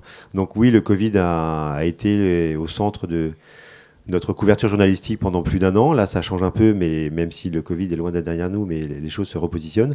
Donc j'ai envie de dire que ça a eu un effet contradictoire pour Planète, parce que d'une part, en interne, ça a compliqué beaucoup la donne, parce qu'en fait, on est un service Planète Science, certes, avec ces questions-là qui se posent, des questions de transmission des maladies des animaux aux hommes, etc. Mais ça, c'est plutôt des questions scientifiques. Mais donc, plein de journalistes de Planète étaient un peu désœuvrés, parce que l'actu climat, l'actu biodive était quand même un peu relayé, ça c'est une évidence. Donc, on n'était pas tous très contents d'avoir à gérer cette grosse actu Covid. Mais dans le même temps, je pense que le Covid a aussi fait avancer un peu les esprits, la compréhension du monde et des choses, et le fait que, même si on n'a pas encore écrit ce papier sur quelle est l'origine véritable du SARS-CoV-2, donc Stéphane Foucard bosse dessus depuis des mois, comme d'autres, mais puisqu'on n'est pas beaucoup aidé par les Chinois, on va avoir beaucoup de mal à y voir clair là-dedans. Non, mais plus sérieusement... C'est sérieux. Non, mais oui, non, mais le sujet est sérieux. C'est sérieux. Ouais. La manière dont je l'aborde est moins sérieuse, parce que c'est vrai que c'est très compliqué à aborder. Mais ce que je veux dire, c'est que le Covid a aussi ramené au centre du jeu cette question du rapport de l'homme à la nature, donc la question de la santé. Et en fait, finalement, là, au moment où on se parle, je me dis qu'effectivement, c'est pas mal un service qui est un service Planète Science Santé. Finalement, ça fait sens. Tristan ? Alors, il y a plusieurs manières de regarder les choses. Il y a la plus pragmatique, à partir du moment où le Covid est arrivé, et on nous a demandé, nous on s'est tourné vers le service sciences-médecine, on nous a tous regardé, 200 personnes comme ça, qu'est-ce qui se passe ? On est 9. Voilà, la question est... Pendant 1 an, on n'a pu faire que ça, parce que tout simplement, parce qu'on n'avait pas les bras pour traiter d'autres choses. C'est la partie la plus pragmatique, je pense. Même si on avait voulu faire autrement, on n'aurait pas pu. Ensuite, il y a une version un peu cynique, pendant ce moment-là, aller publier un papier sur les origines de l'homme, sur une supernova, etc. Les gens, c'est le syndrome Arte. Voilà, tout le monde adore Arte, personne ne regarde. Tout le monde nous disait le Covid en a marre, faites-nous d'autres sujets. Vous faites un autre sujet, un four. Hein. Donc personne ne veut lire autre chose que ça. Donc je pense que c'était une parenthèse. J'espère que elle est plutôt refermante en ce moment. On va voir comment se passe l'automne, si ça revient un peu. J'espère que ça va être en 2022, on pourra fermer l'épisode et pas l'oublier, mais le mettre un peu derrière nous. J'espère que c'est pas le signe précurseur d'une multiplication de ce type d'épidémie liée aux usages du monde, à la promiscuité entre le monde vivant et l'homme, et qu'on va pas avoir une épidémie de ce type tous les 10 ans. Voilà, donc ça fait quand même beaucoup d'inconnus. Je pense, comme Anne, qu'on va retrouver là une vie normale, une actualité normale, et que le climat va reprendre toute sa place, toute sa vigueur. C'est très très compliqué après. Enfin voilà, mais ça, c'est le problème du climat. C'est urgent en 2100. Comment l'esprit humain peut appréhender que c'est urgent aujourd'hui pour 2100 ? C'est impossible. Je veux dire, c'est impossible. C'est pas impossible. On tend à y arriver collectivement, mais c'est très compliqué et ça demande un effort collectif. Là, il faudrait faire une autre table ronde sur le thème de comment sensibiliser au climat. Je pense que c'est finalement l'organisation des rédactions, c'est ça. C'est comment est-ce qu'on arrive à... Je vais juste dire un truc avant de te céder la parole. Non, mais pour dire les choses de manière très claire, on a couvert le Covid parce qu'on estimait que c'était l'actu qui dominait, balayait toutes les autres. Le fait est aussi que les contenus Covid qu'on faisait en 2021, par exemple, et aujourd'hui, explosent l'audience. Sont des contenus, mais en dépit y compris du sondage où je crois que des lecteurs disent qu'ils en ont marre des contenus Covid. Le fait est qu'aujourd'hui au Monde, sur le monde.fr, parce qu'on a des outils pour mesurer l'audience, les contenus Covid sont très, très, très relayés, quoi. Ouais, voilà. Je confirme, même chose chez nous. Hein. On voit dès qu'il y a une actu Covid, pouf, ça repart très, très haut. Parce que voilà, ça intéresse les gens de très près. Alors, dernière question avant de donner la parole à la salle. Est-ce que cette crise sanitaire qui a donc, comme vous le disiez, montré quand même la promiscuité entre l'humain et la faune sauvage et les impacts que ça pourrait avoir, enfin, même si, bon, on ne sait pas, hein, c'est peut-être ce fameux laboratoire, mais bon, en tout cas, on va dire que ça a permis de parler des zoonoses, de déforestation, etc. Est-ce que ça va permettre de faire remonter la thématique de la biodiversité ? Parce que là, par exemple, on parle... les assises ont décidé de parler du climat, mais l'effondrement de la biodiversité est un sujet aussi extrêmement important et on en parle beaucoup moins dans les journaux. Donc, est-ce que c'est une priorité éditoriale dans vos services ou est-ce qu'il faut attendre mars prochain avec, avril, la conférence COP15 à Kunming en Chine qui va être l'équivalent un peu de la COP21 pour le climat à Paris et du coup, ça va créer un peu plus d'émulation autour de ces sujets. Enfin, il y a un déséquilibre souvent dans la couverture climat-biodiversité. Qu'est-ce que vous en pensez ? Non. Vous n'êtes pas d'accord avec ce constat ? Non, parce que nous, on a couvert la conférence de l'IUCN avec des gros moyens. On a fait plein de reportages sur justement des espèces menacées. Dès qu'on a une opportunité. Et puis, on sait aussi que les histoires d'animaux passionnent, intéressent beaucoup. Donc, on a fait des reportages sur les chauves-souris, on a fait des reportages sur les lions. On a fait ça là, il y a quelques semaines, hein, juste avant la conférence de l'IUCN à Marseille. Donc, c'est vraiment... Pour nous, c'est une thématique qu'on couvre de manière très très régulière et puis dans tout notre réseau mondial, etc., c'est des opportunités de reportage qui sont formidables. Donc, quand on peut aller faire un reportage sur les grands singes en RDC, évidemment, on saute sur l'occasion. Donc, c'est des choses qu'on suit effectivement toujours régulièrement. Au même niveau que le climat pour vous, en termes de en termes de quantité de place, je n'ai pas les stats sous les yeux, mais en tout cas, on y accorde vraiment une importance. Oui, tout à fait. Tristan ? Le terme de biodiversité, c'est un terme un peu repoussoir, pour une raison que je m'explique pas bien. Moi, ça fait un peu jargonneux. Voilà. Moi, je préfère parler d'extinction massive du vivant, même si alors que d'habitude, je dis souvent, il faut plutôt parler de choses, il faut essayer de tendre vers des choses positives, c'est-à-dire un journalisme de solution, essayer de présenter des choses de manière positive, ce qui ne veut pas dire ne pas regarder ce qui va mal, hein, mais c'est juste de dire, voilà, maintenant qu'on sait que c'est catastrophique, qu'est-ce qu'on fait, qu'est-ce qu'on peut faire, quelles sont les solutions, etc. Je pense que c'est plus positif. Donc pour la biodiversité, on pourrait se dire, bah voilà, la biodiversité, c'est quand même plus positif que l'extinction massive du vivant. Sauf que je sais pas, il y a un truc repoussant à la biodiversité, ça fait tout de suite un peu technique, universitaire, chiant, quoi. Et voilà, alors qu'on vit une vraie crise d'extinction massive du vivant, c'est des sujets très durs à traiter, je trouve, parce que une fois qu'on a quitté les espèces françaises, en fait, c'est du grand reportage loin dans des réserves naturelles, etc. C'est super cher. Et donc du coup, on en fait peu. Le Figaro Magazine en fait un peu, et il le fait bien. Sur le braconnage notamment, sur des questions sur les grands animaux. Je pense qu'on a fait un grand supplément sur les grands animaux, parce que même si la biodiversité, c'est pas simplement les grands animaux, c'est la figure de Proust qui a permis d'intéresser les gens, de les attirer les gens sur le plancton, sur la biodiversité des champignons, etc. C'est très difficile. Donc voilà, je pense que c'est un sujet qui est super important et qui est visuel, qu'on peut traiter par les images, etc. Le monde vivant, je trouve que voilà, les documentaristes font beaucoup de travail, je pense, là-dessus. Je pense notamment à David Attenborough sur ces documentaires, je pense, sur la beauté de la nature, font bien plus que ce que n'importe quel article que je pourrais écrire sur la biodiversité pour sensibiliser les gens à ce grand problème. Et après, il y a les scientifiques qui essayent de lier aujourd'hui de plus en plus la question de la biodiversité à celle du climat, pour rappeler que les deux sont quand même très liés l'une à l'autre, et que je pense que ça, c'est une bonne manière d'arriver à faire remonter un peu le sujet. Mais encore une fois, dès qu'on parle de biodiversité, il y a quand même ça fait pas partie des mots-clés, si vous voulez, sur Internet qui vont attirer les gens. Voilà. Biodiversité 2 points, vous pouvez oublier, quoi.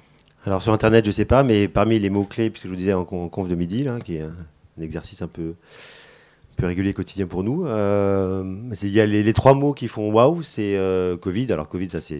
J'ai mis Covid, je suis sûr qu'on aura de la place, on va nous écouter, tout ça. C'est climat et c'est biodive. Donc biodiversité. Il y a quelques années, on se foutait un peu de nous quand on faisait des sujets sur le déclin des oiseaux des champs, etc., qui étaient déjà documentés. Alors, c'est pas parce ces sujets sont plus appréhendés par le Monde que tout est réglé, mais en tout cas, dans la rédac du Monde, c'est vraiment le sujet qui monte lié aux autres, évidemment. Enfin bon, c'est difficile de distinguer, de tracer des lignes claires entre biodive, climat et d'autres problématiques, mais océan, etc. Mais c'est vraiment un sujet qui prend de l'importance dans notre couverture éditoriale. Et je ne sais pas si on a beaucoup d'argent ou pas, mais non, mais on se permet de faire des reportages parfois lointains ou pas forcément lointains, mais c'est vraiment un sujet qui prend de l'ampleur. Je suis pas forcément, on verra, hein, peut-être que je me trompe, que la COP16 aura le même effet déclencheur ou accélérateur que la COP21 à Paris sur le climat, mais c'est vrai qu'il y a aussi un calendrier diplomatique là-dessus, quoi. Moi, je voudrais juste rebondir quand même sur un aspect que je trouve un peu... C'est la question des coûts des reportages.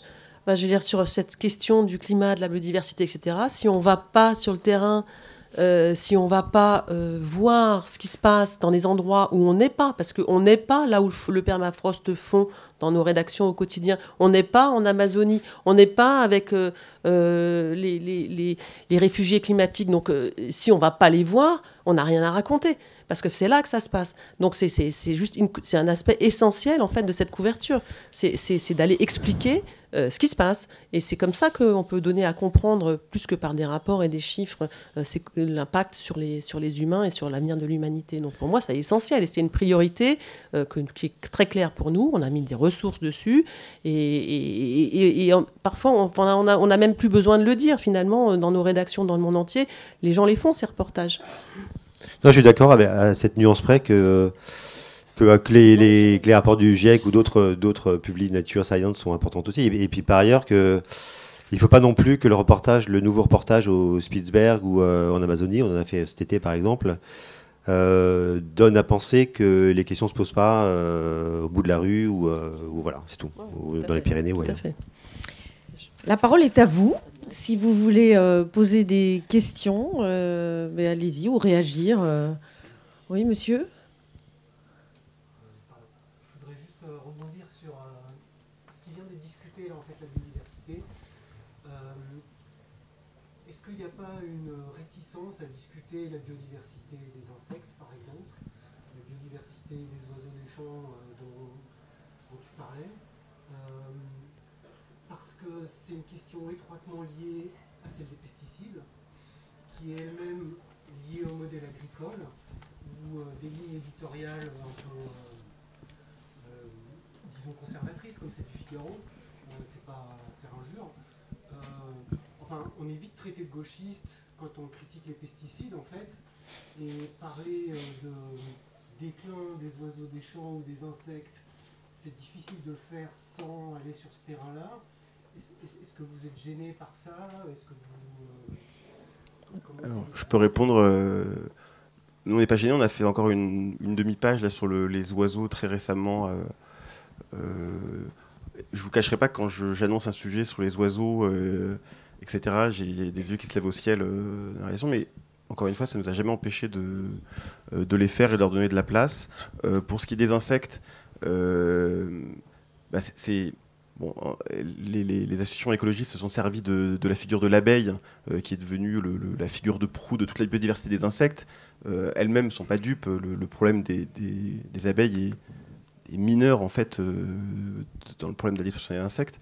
Néanmoins, voilà, les gens ont de la sympathie pour les abeilles, donc ça leur permet d'en parler. C'est dur de parler de la biodiversité des insectes parce que les gens s'intéressent peu aux insectes, qu'ils s'en foutent, et que finalement, s'ils ont moins d'insectes sur leur pare-brise, qu'ils en ont moins dans leur jardin, dans leur maison, ils sont contents. Mais donc leur faire comprendre. Non, mais donc c'est compliqué. Non, mais excuse-moi, je pense. Enfin, je suis désolée, mais ce que tu dis me surprend parce que, en fait, c'est dans la façon de raconter. Les insectes, c'est fascinant. Raconter comment les termites construisent leur termitière, c'est fascinant. Oui, mais c'est pas raconter comment les termites disparaissent et raconter le déclin du vivant. Ça, c'est beaucoup plus difficile à raconter. Nous les animaux, on en parle. Enfin, moi, je fais papier sur les fourmis, sur l'organisation des fourmis, etc. Parler de ça, il n'y a pas de problème, c'est super passionnant. Parler du déclin des insectes à l'échelle d'un territoire comme la France, c'est très compliqué, c'est très dur à mesurer. Ça a des impacts concrets sur notre avenir à nous. Justement, c'est très compliqué à mettre en évidence. À raconter ça et intéresser les gens, c'est pas du tout évident. Hein. Pour revenir on s'interdit pas d'en parler. Hein, mais... Sur le début de la question, je sais pas si c'est plus facile de parler des ours polaires que des insectes, mais on parle de tout, évidemment. Non, mais ça pose une des questions qu'on a abordées tout à l'heure, c'est-à-dire que quand on parle de... Alors, il se trouve que nous, on fait un sujet sur les abeilles. Non, mais parce qu'il y a BASF qui s'invite à la fête de la science, je crois que c'est demain, et des histoires assez rigolotes de certaines personnalités invitées dans ces événements. Mais au-delà de ça, quand on parle du déclin de la population d'insectes, de la question des pesticides, évidemment qu'il faut faire le lien entre ça et les pratiques agricoles actuelles. Et en fait, ça nous oblige, ce qu'on fait pas, pour être franc, c'est ce qu'on fait pas assez, mais ça nous oblige à aller discuter avec le confrère du service ECHO qui couvre l'agriculture et arriver à ce que je disais tout à l'heure, c'est-à-dire arriver à attendre un truc un peu plus cohérent en disant, je sais pas, il faut faire attention qu'on peut pas... il faut poser ces problèmes-là. On ne peut pas se complaire en disant tiens, je sais pas, le niveau de pesticides, je crois qu'il a encore augmenté en France, l'utilisation d'intrants a augmenté en 2020, et continuer sans se poser aucune question sur cet aspect-là, la vie économique, et avec ses implications sur la vie sur le vivant. Ça repose la question de la cohérence dont on parlait tout à l'heure. La discussion, elle a lieu, elle est parfois un peu rude, et elle n'est pas toujours conclusive, c'est ça le problème. Voilà. Moi, je crois me souvenir qu'une des dernières fois qu'on a couvert les insectes, c'était justement la journaliste qui s'occupe de l'agriculture, qui a fait un papier, une série sur l'agriculture bio, et puis qui du coup était amenée à parler effectivement de la problématique des insectes. Je crois que les insectes ont en fait un problème avec l'image. C'est ce que je disais tout à l'heure sur le journalisme visuel, c'est-à-dire que tous ces sujets aussi doivent être portés par l'image. C'est assez important en fait pour pouvoir aussi en parler, et enfin montrer et donner à comprendre, et que pour photographier des insectes, ça nécessite d'avoir des photographes animaliers assez pointus. La photographie animalière est un secteur très particulier en fait. C'est pas vraiment la spécialité des photographes de presse. Alors il y a des gens qui font des trucs extraordinaires et c'est fascinant, mais c'est pas la population de photographes qui est majoritairement dans les rédactions. Et c'est peut-être aussi un sujet intéressant à explorer, c'est-à-dire en fait comment on la montre en image, cette extinction des insectes, c'est difficile. Oui, monsieur. C'est une question de critique ou une critique sur forme de question. C'est à la fois du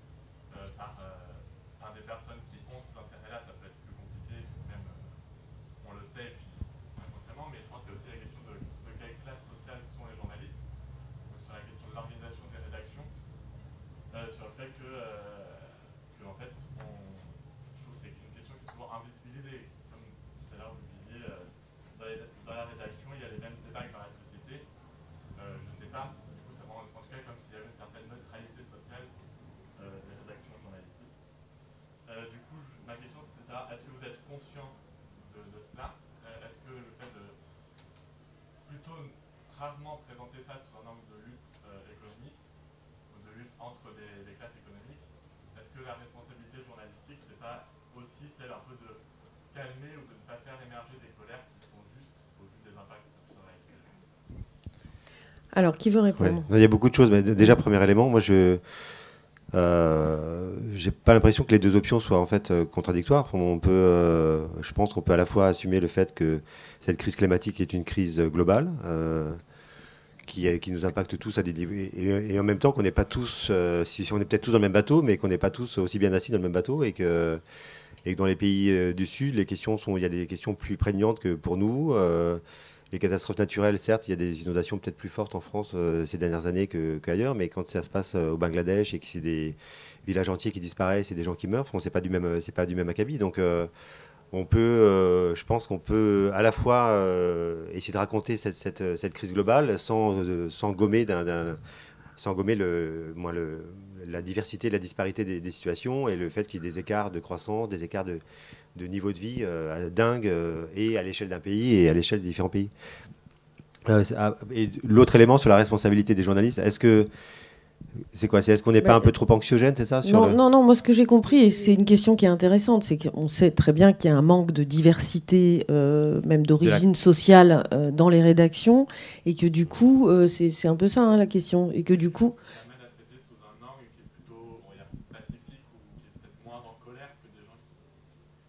Oui, c'est sûr qu'il n'y a peut-être pas beaucoup de journalistes dans les rédactions qui souffrent de précarité énergétique, par exemple. Mais là-dessus, ça ne nous empêche pas de donner la parole à tous les militants qui sont effectivement très engagés et qui défendent soit l'impact social, soit effectivement ont des opinions assez arrêtées sur ce qu'il faudrait faire pour lutter contre le réchauffement climatique. Donc, bien évidemment, on leur donne la parole. Sur effectivement, la question de la diversité dans les rédactions, c'est l'objet d'un débat dans une autre pièce. Et c'est une question qui se pose effectivement tout à fait réelle. Mais, par exemple, un des points soulevés, on l'a traité pendant les Gilets jaunes. C'est-à-dire que, effectivement... Pourquoi c'est tout d'un coup c'est cette problématique liée, qui démarre avec une histoire de coût du transport et des carburants devient une crise sociale majeure, etc. Donc forcément, on est amené à en parler. Est-ce qu'on a tous les capteurs dans nos rédactions pour détecter suffisamment tôt ces phénomènes quand ils émergent, etc. Pas forcément. On s'efforce de justement les corriger. Mais voilà, on s'efforce aussi de les multiplier et d'avoir le maximum de perspectives dans le monde entier sur les impacts et la manière dont le réchauffement climatique impacte l'humanité dans le monde entier, y compris dans les différentes classes sociales en France. Le sujet, on le traite, oui. Et puis moi, je rajouterais qu'il y a quand même une diversité de médias aussi qui est extrêmement intéressante à disposition des lecteurs. Donc, je veux dire, par exemple, Hervé Kemp ne pouvait pas être là ce matin parce qu'il est malade, mais reporter et peut-être une couverture éditoriale qui va être plus en accord avec ce dont vous parlez que les pages Sciences et Médecine du Figaro. En même temps, ce qui est bien, c'est peut-être de voir les différents panels et de se faire après sa propre opinion. Mais un journaliste n'est pas un militant, en fait. C'est-à-dire qu'on peut, nous, dans notre vie privée, faire partie d'Extinction Rebellion, par exemple, mais ça ne va pas s'entendre à l'antenne. Ce que je veux dire, c'est qu'il y a le citoyen et il y a le journaliste qui a quand même un rôle, qui doit être neutre dans son information. Après, c'est tout un débat sur la neutralité, l'objectivité, etc. Mais... Non, mais je crois que vous avez utilisé le mot pacifié.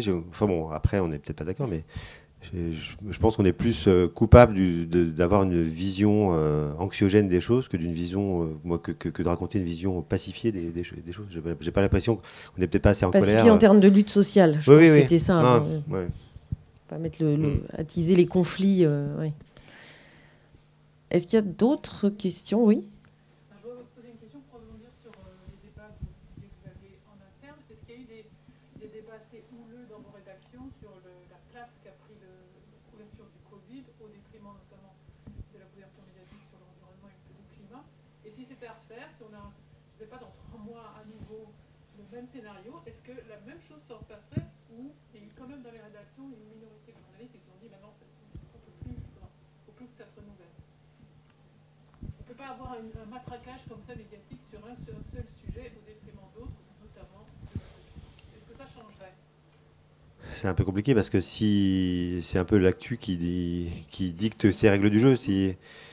S'il y a un nouveau rebond épidémique majeur dans 3 mois, je suis désolé, mais je pense qu'on va pas forcément mettre le frein sur tous les sujets climat, biodive, pollution, déchets, etc. Mais on sera de facto un peu obligé de couvrir à nouveau. Alors ça se fait pas de manière pas de manière forcément pacifiée. Non, mais parce que je vous le disais tout à l'heure, c'est compliqué. Ça veut dire qu'on est obligé de faire des choix éditoriaux et donc de se déporter et de mettre de côté des sujets qui nous importent. Mais je crois que s'il y avait un rebond, soit une autre pandémie, ou en tout cas un rebond majeur de la pandémie de Covid-19, qui est d'ailleurs qui est loin d'être réglée, dans 3 mois, je crois qu'on serait obligé de refaire une grosse couverture là-dessus. Ouais. Moi, s'il y a 2 choses que je trouve très difficiles à définir dans le journalisme quand j'en parle aux gens, c'est quoi un angle et c'est quoi l'actu. Donc, je vais pas revenir sur l'angle ici. C'est quoi l'actu? C'est très compliqué. J'ai du mal à le définir moi-même. C'est un espèce d'objet protéiforme qui est à la fois créé par les journalistes, nourri par la société, majoritairement. Mais l'AFP, mais voilà, l'AFP n'est pas seule. Non, mais les agences de presse. Non, mais alors, c'est une partie de l'actualité. On va dire que les sites web, notamment, dépendent beaucoup de l'AFP. Mais même l'AFP dans son traitement de l'actualité, pourquoi est-ce qu'elle va choisir de traiter un sujet et pas un autre, etc. C'est très compliqué à définir. Le Covid, c'est une certitude, on l'a tous ressenti, a tout emporté. Mais ça s'est senti... les gens disent oui, c'est les médias qui ont créé l'actu. Les médias ne créent jamais tout seuls l'actu. L'actu, c'est le fruit d'un truc global, de l'ère du temps. C'est très dur à définir. Franchement, j'ai jamais réussi à définir clairement ce qu'est l'actu. Ce qu'on sait tous, c'est que quand on est entre journalistes et qu'on parle, on sait quand on dit ça, c'est de l'actu, ça c'est chaud, c'est de l'actu. Pourquoi? Je sais pas. Quand notre correspondant en Russie nous appelle, c'était le cas hier, il nous appelle hier pour nous dire c'est le 3e jour où le record de morts du Covid quotidien, c'est le 3e jour d'affilée où on a un nombre si élevé de morts du Covid en Russie. Nous, on n'avait pas prévu de faire ça dans le journal d'aujourd'hui, a priori c'est dans le journal, ou peut-être sur le web. Mais le fait est que c'est le genre de décision qui n'est pas très compliquée à prendre. J'avais pas forcément le focus sur la Russie à ce moment-là. On n'avait pas forcément envie de faire des sujets Covid aujourd'hui dans le journal. Mais on se dit, je pense qu'il faut le traiter. Après, il y a une question de format, d'angle, de place qu'on lui donne. Mais c'est difficile de mettre de côté cette information-là, quoi. Je crois qu'effectivement, on ne décide pas. L'actu, elle vient à nous. Et puis... on trie, c'est sûr, on trie. Mais il y a des choses qui s'imposent. Et effectivement, on n'avait pas forcément envie de refaire un truc sur le Covid en Russie. Mais on l'a refait parce que c'était l'actu. Et que, comme je l'ai dit tout à l'heure, le Covid, ça touchait tout. Donc, et ça continue d'avoir un impact sur énormément de sujets. Donc, comment ne pas en parler? Et comment ne pas mettre le mot Covid, y compris dans une dépêche de sport il y a 6 mois?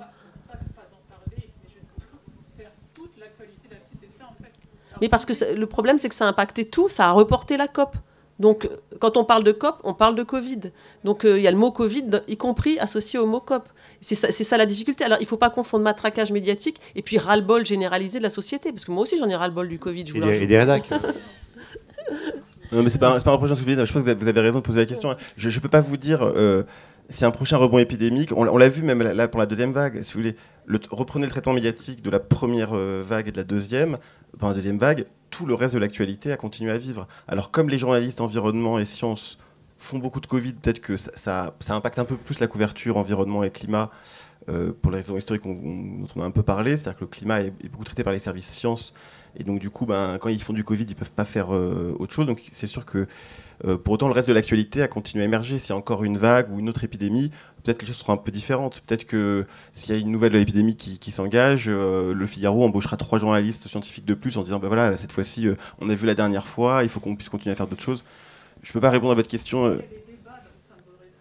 Ça aussi, je veux savoir. Est-ce que entre journalistes, il y en a qui s'expriment pour dire maintenant il faut changer les choses? Est-ce qu'il y a... Il y a eu je pense que c'est plus le lien aussi, comme tu dis, il y a le ras-le-bol aussi à titre individuel, quoi. Il y a des journalistes à un moment, ils disaient ouais, j'ai envie de parler d'autre chose que de Covid, j'en ai marre, moi j'en ai ma claque, hein. Moi ça fait 2 ans que je fais quasiment que ça, et, voilà, j'en ai marre, quoi.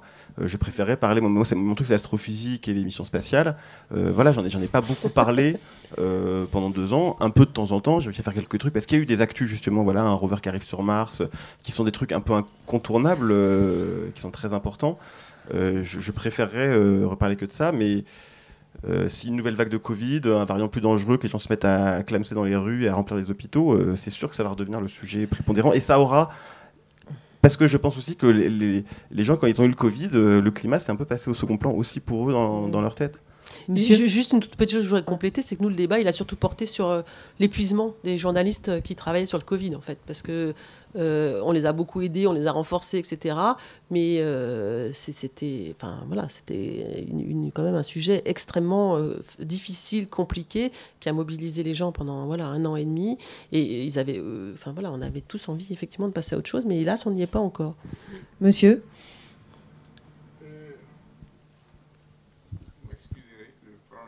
Parce que je suis surpris par le caractère du débat. Je pense que sur le plan basique, on sait ce que c'est qu'un journaliste. Quelle est sa mission? Il a le devoir d'être le porte-voix des sans-voix, donc de la majorité. Et on voit aujourd'hui que les supports n'appartiennent pas aux journalistes. C'est des employés qui subissent des influences. On ne peut pas en parler ici, c'est un long débat. Mais je ne sais pas si vous étiez là tout à l'heure, mais on en a parlé, monsieur. Hein. Non, je n'étais pas là. Ah ben voilà. J'ai posé la question. Non, je sais que le problème est complexe. Non. Il y a beaucoup de choses dans le débat d'aujourd'hui. Ce débat-là, il y a beaucoup de choses. Et les questions qui sont posées sont des questions pertinentes. Est-ce qu'un journaliste, dans un support, s'appartient réellement? Et les interrogations de M. de Figaro sont de bonnes interrogations. Est-ce qu'on fait, est-ce qu'on ne fait pas? La ligne éditoriale, c'est quoi? À quoi sert une conférence de rédaction? Est-ce que se font de manière honnête? Quels sont les financements des supports? L'AFP est financé par qui et pourquoi faire?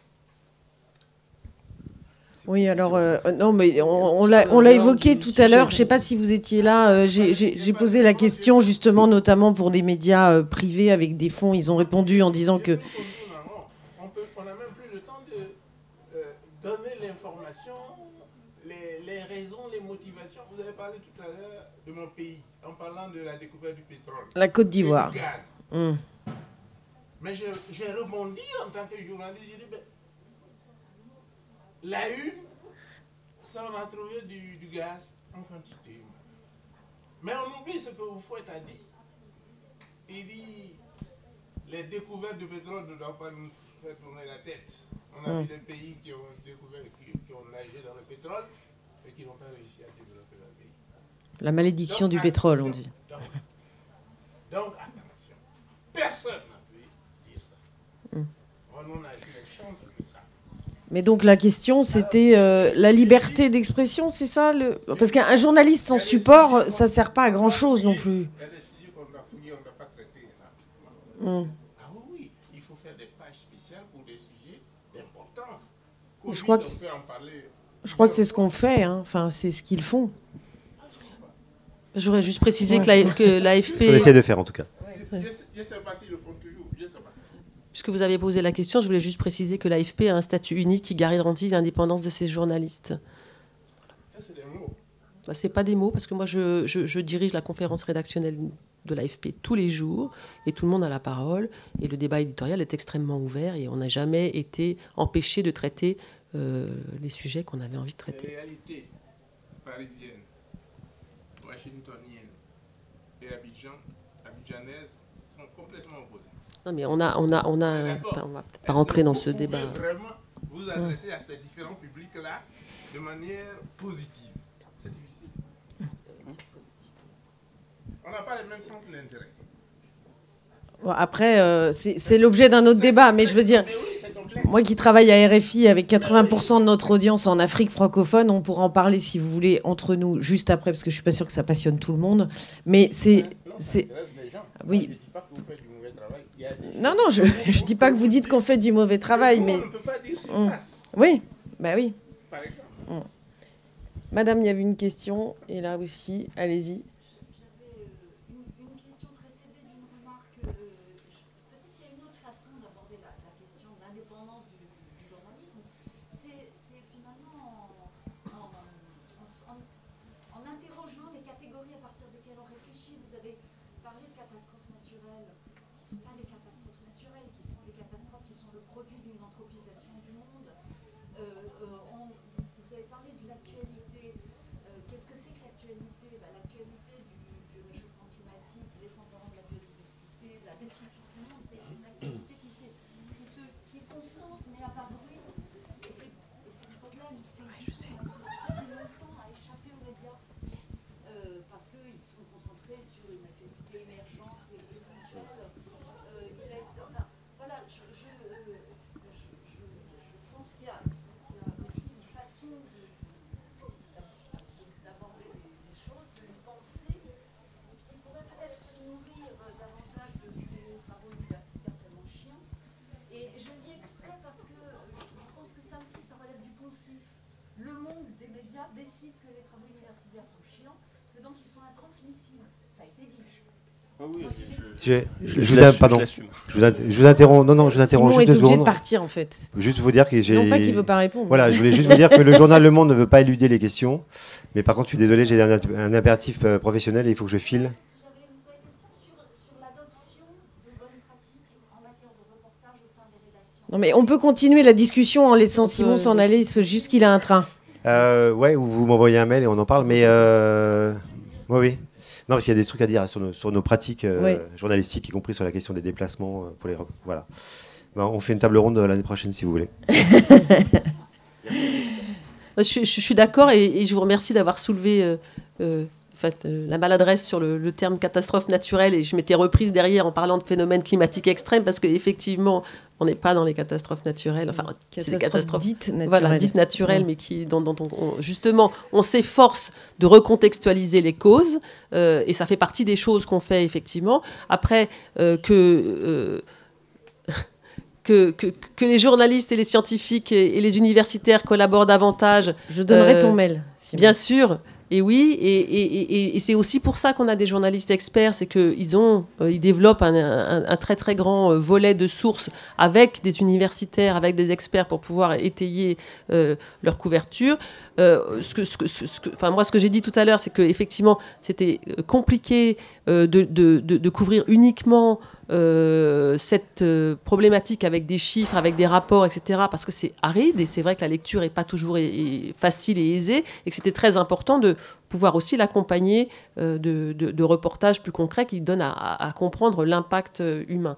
Mais voilà, il faut marcher sur les deux jambes, c'est essentiel. Et je pense qu'on n'a jamais autant entendu les scientifiques dans les médias que ces dernières années. Et les scientifiques ont fait eux-mêmes un effort très important de communication, parce que c'est pas facile, quand on est scientifique et qu'on rédige un rapport comme ça, de venir en parler à des journalistes qui vont poser des questions grand public.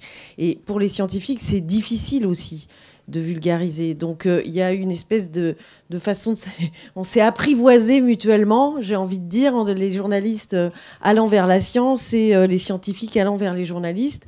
Et je pense qu'aujourd'hui, quand même, il y a une part vraiment de plus en plus importante de scientifiques qui s'expriment dans les médias. Et ça, c'est quand même une bonne nouvelle.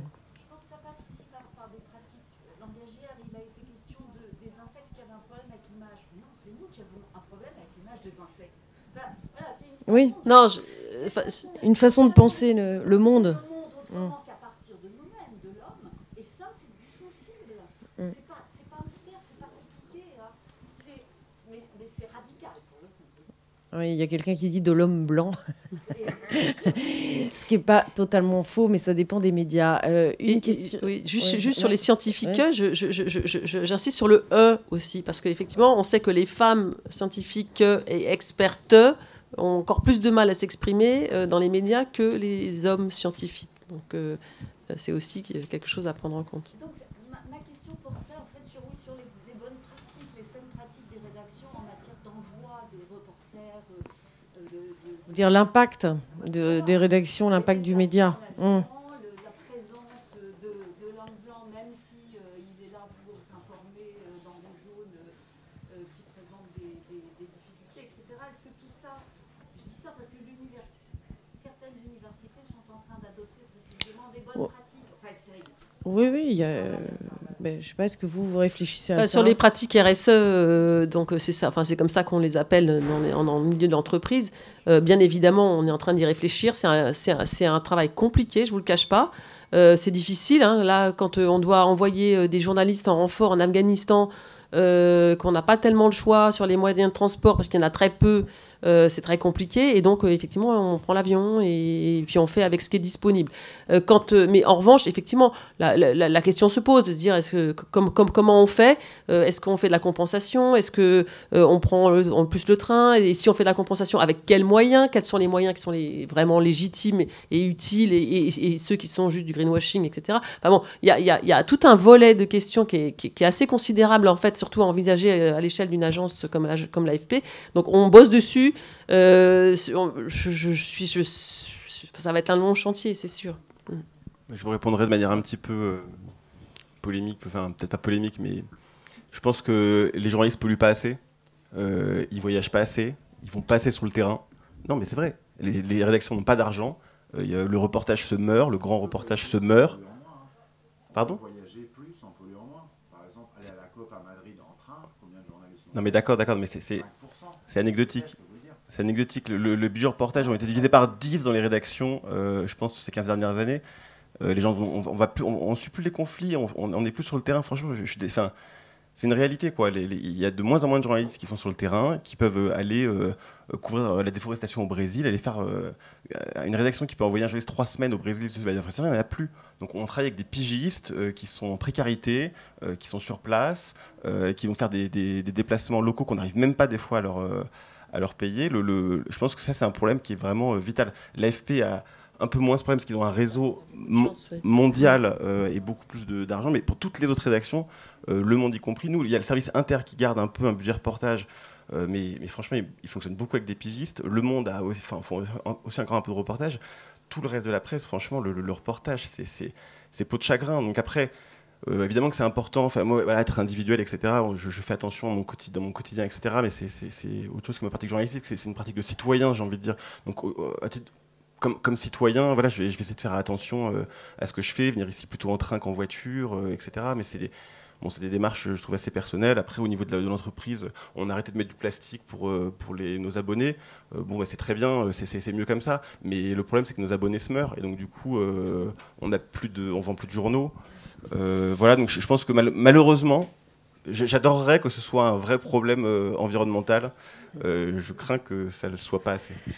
Une dernière question.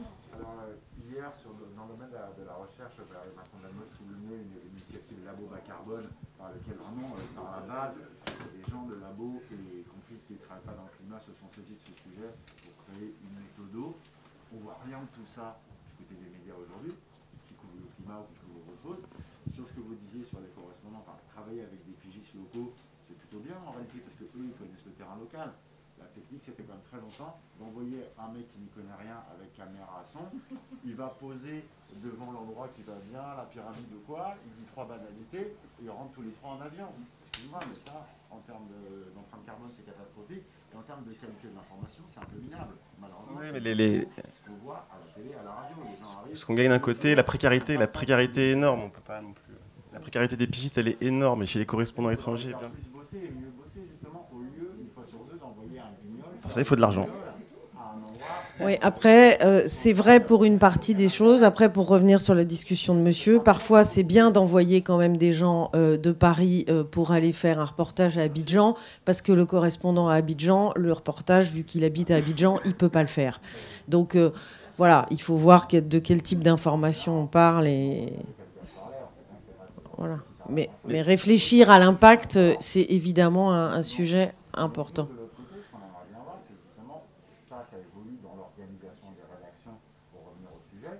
On a souvent des éditorialistes qui racontent n'importe quoi et qui omettent d'aller consulter le spécialiste du sujet, le rubricard au sein de leur rédaction, parce que c'est plus commode de parler qu'avec des jeunes et une machette que d'aller raconter ce qu'on raconte d'habitude sur le sujet, parce que voilà, c'est ça qui est attendu. En réalité, l'expertise, elle est là. Quand est-ce qu'on décloisonne, quand est-ce qu'on mainstream le sujet climat? Tout à l'heure, vous disiez, ah, mais le Covid, ça concerne tout. Ça a l'air d'être la raison pour laquelle il prenait toute la place dans la pub. Mais le climat aussi concerne tout. Mais on en a largement parlé au début de la conversation, donc vous y étiez pas là, mais c'est exactement ce sur quoi on a porté le débat, en fait. Sur la question de la transversalité, ouais, on l'a abordé. Est-ce que là, on est atteint, en fait, il est l'heure, voilà. Donc, 12h39, donc je vous souhaite un bon appétit et une bonne après-midi.